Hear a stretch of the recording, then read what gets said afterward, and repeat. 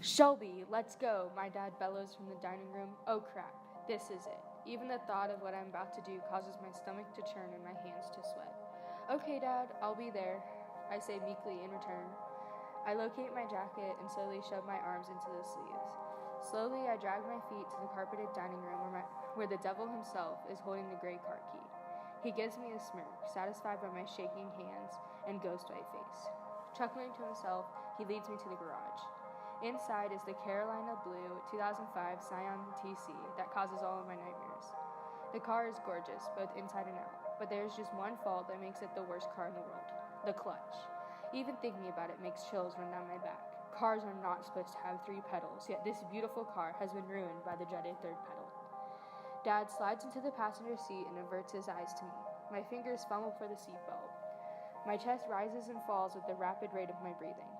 Reminding myself what to do, I stretch my left leg as far as it goes to push in the clutch. My right hand grabs the gear shift and forces it to the bottom right into reverse. Pulling out of the garage and driveway are a blur. This is not too hard, I tell myself. Once I am on the country road where I live, I pump the clutch in and jab my car into first gear. The left black Nike tennis shoe lifts up on the clutch while the right tennis shoe pushes down on the gas. First time I go into first gear and I've already stalled out the darn thing.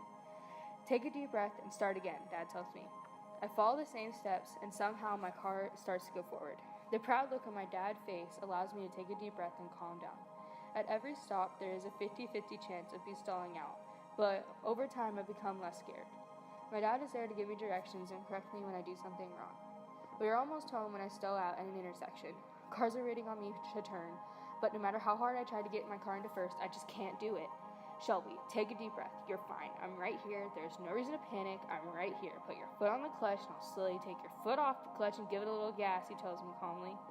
I do as he says and get out of the intersection as soon as possible. We make it home safely, and afterwards my whole body feels numb. I am terrified to drive that car again.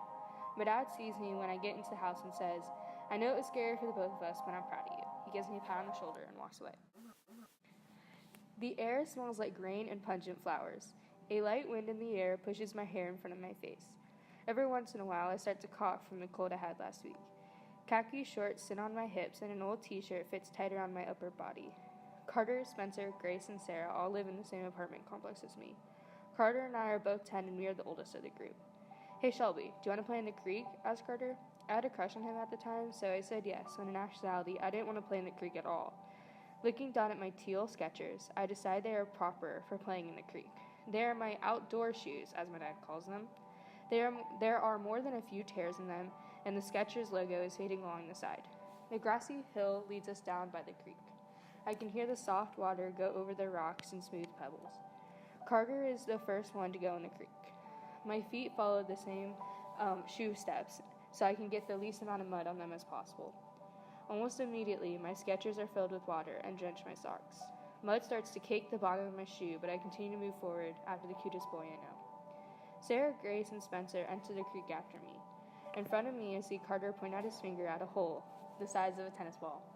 He grabs a heavy brown stick and jabs it in the hole. When he pulls the stick out, immediately a snake springs out of the hole. His target is set on me and me alone.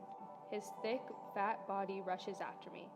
Ah! I scream and start to repel my legs away. Water splashes everywhere, soaking my bare legs. Sarah, Grace, and Spencer all simultaneously wail with me and chase me out of the lake. Carter remains in the same spot, holding his stomach, laughing at us. Help, help, help, I shout until my lungs feel like fire. I trek back over the hill in what seems like a millisecond. My dad is running towards me in a black and white flannel when I reach the peak of the hill. What happened? He asks me. All of it felt like a dream. Feeling returns to my numb arms and legs, and I notice tears are freely running down my chubby cheeks. A snake, Dad, a snake, I say way too loud. Grace repeats the whole story so fast, spit is coming out of her mouth. She does not dare take a breath once while retelling the most horrific event of my life. I look up and see my dad's head shaking back and forth. His arm reaches out and points to the apartment door with the number 123 placed diagonally across it. Dry mud tumbles off my shoes while I walk with my head down towards the apartment. He opens the dark green front door and asks, "Are you all right?" I reply, "I guess I was just really scared." "It's okay, Shelby. I was scared too when I heard you screaming. We're safe and I won't let anything hurt you," he tells me. His arms encircle me, giving me a tight hug. Afterward, His body turns away from me and he starts to cook my favorite meal in the kitchen. May came too quick. I'm about to turn 12 in June, but I have been dreading May all year long. Today my dad leaves me all summer with my mom and stepdad. This is the last time I will see him until September. Every night for the past 3 months, I kneel beside my bed with my hands folded, praying to God for him not to leave me. God, please do not take him away from me. I need him. He protects me, keeps me safe. He's the one I talk to when I need help. Please, God, do not let him go to Japan. Yet no matter how much I prayed, he is still getting on a plane and leaving me. Right now, I am sitting on the comfy white couch that has turned brown over time.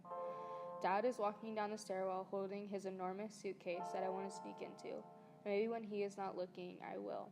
Shelby, your mom will be here in about 10 minutes. Is your stuff packed? He asked me after setting down his suitcase by the front door. Yes, my stuff is packed. Do you really have to go, Dad? Please, I really do not want you to be stuck with Mom and Scott all summer, I whine. Yes, I had to go, honey. If anything happens with your Mom and Scott, call me right away, he repeats for the 100th time.